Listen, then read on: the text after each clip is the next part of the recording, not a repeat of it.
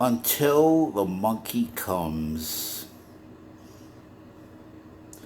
the monkey is a pariah. The monkey is a social pariah who is, and we can generalize on this, who is psychologically, sociologically naked, completely vulnerable, and in a cage. The cage represents pillory. The monkey provided all the first premises that justifies the other social performer to put him in a cage,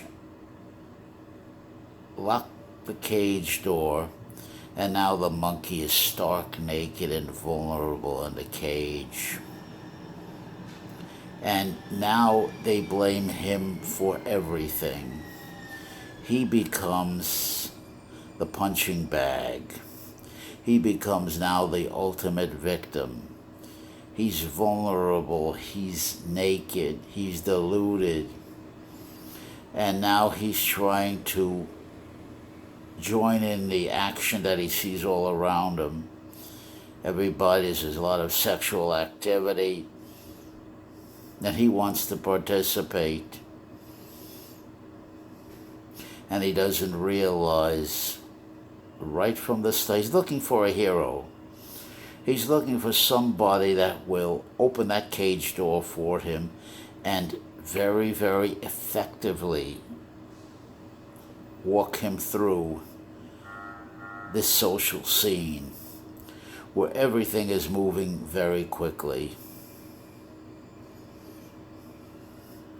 It's a scene, each man and each woman for themselves here. Everybody's trying to cut corners. Everybody is vying for attention, credibility, real world acceptance. And in short, everybody's looking to participate effectively with the least effort. And the little Cecil, the little man in the cage, he's trying to glean. He's trying to look for the formula. He sees all these different social performers. He sees the cliques. He listens to the conversations, the banalities, the superficialities, the phoniness, the trivia, the frivolous uselessness of the conversation, other than for sending out vibes.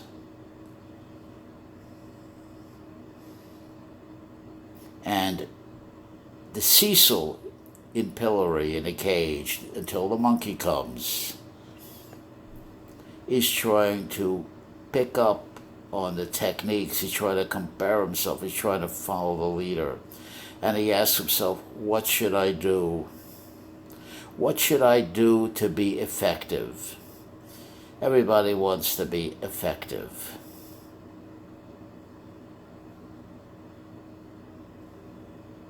Everybody wants the formula. And nobody more than the man in the cage until the monkey comes. The pariah, the social pariah,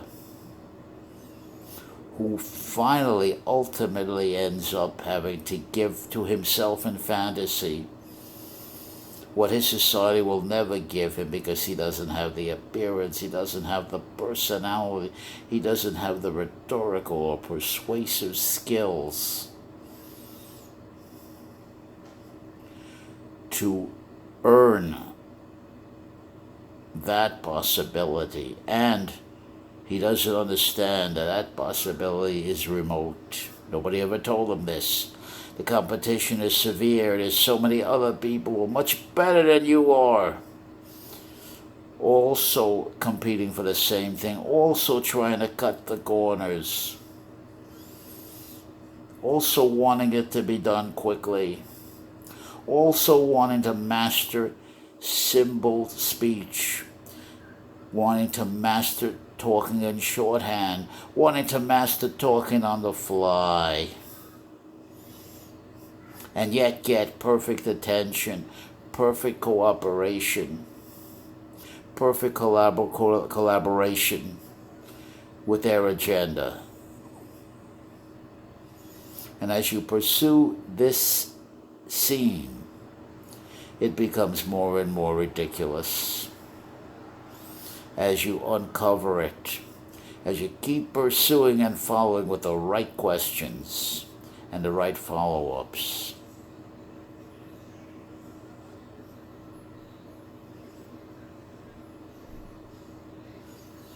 How do you stop being a dupe who ends up being a dope? How do you stop being a sucker for marketing, for advertisement, for the hypnosis of life? There's so much I can't begin to talk about. All the bullshit around us. All the bullshit. Pure bullshit.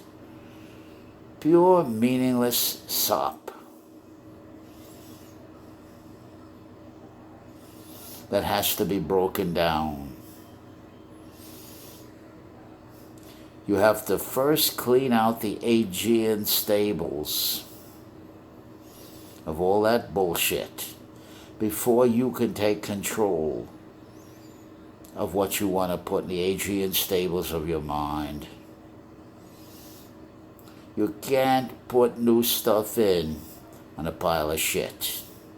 The perfume won't work. It's just perfume, and you have to clean out all that shit, all that garbage, all that stench. Completely. That's the Aegean stables. And each of us has our own cross to bear in that area. That's why I like the 12 steps, or the 12 stops rather, of Jesus on the way to Golgotha. And Jesus had to carry his own cross in agony, in pain, in mockery. He had to pick himself up as a man under his own power and keep on marching to a horrific death that he knew. Imagine a thing like that. And this is a purely innocent man. We can't begin to imagine that kind of horror. You can't wrap a concept around it. Whether it's true or not probably might have happened historically. Whether Jesus is God or he's not God, that depends on your belief. But regardless of that, it's a powerful story. It's a compelling story.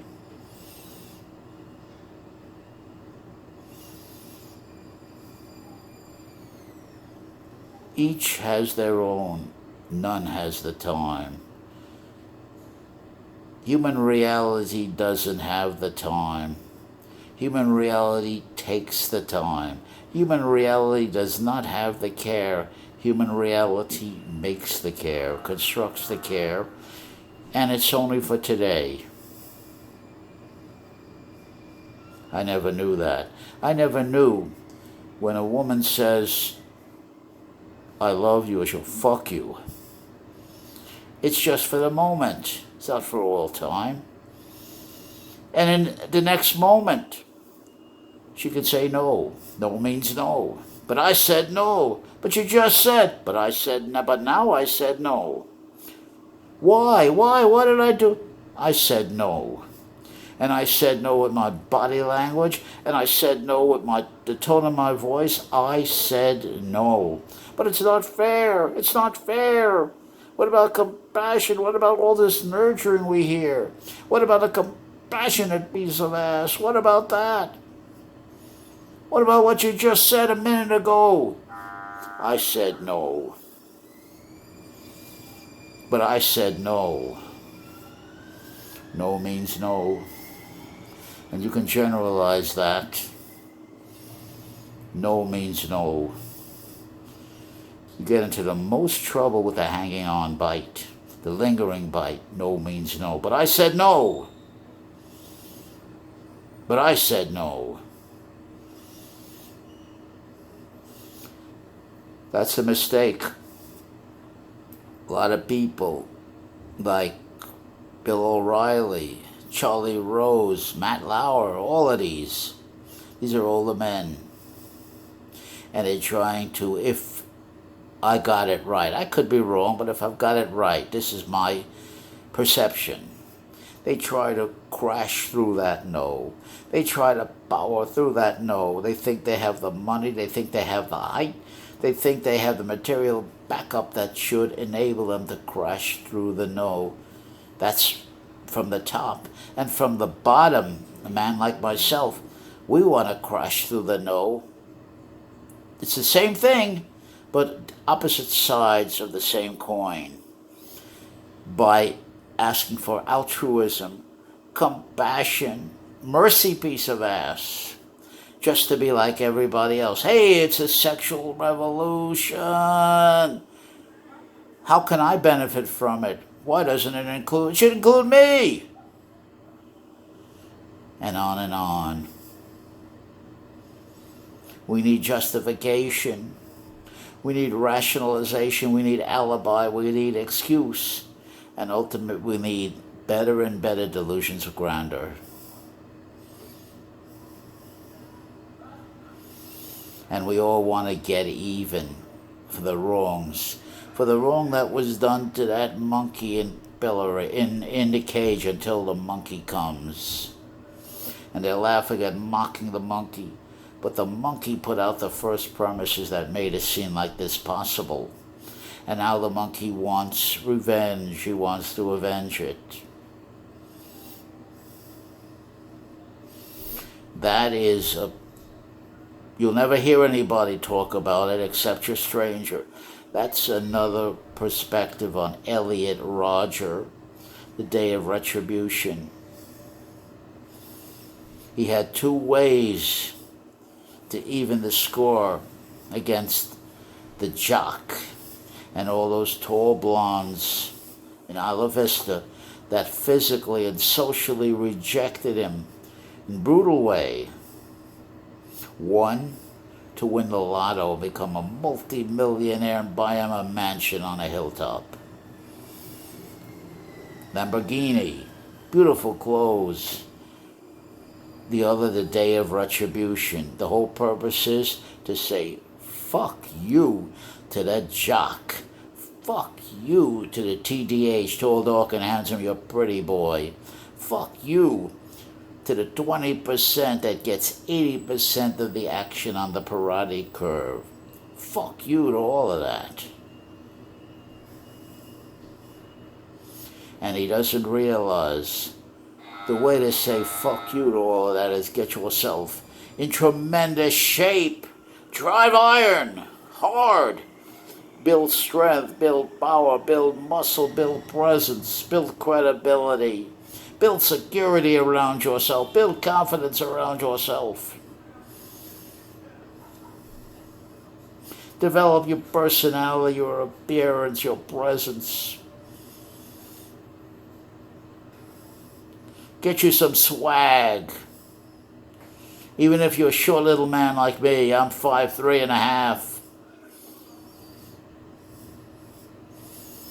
I tell it straight. You don't come to the stranger for bullshit. You don't come to the stranger for chit-chat.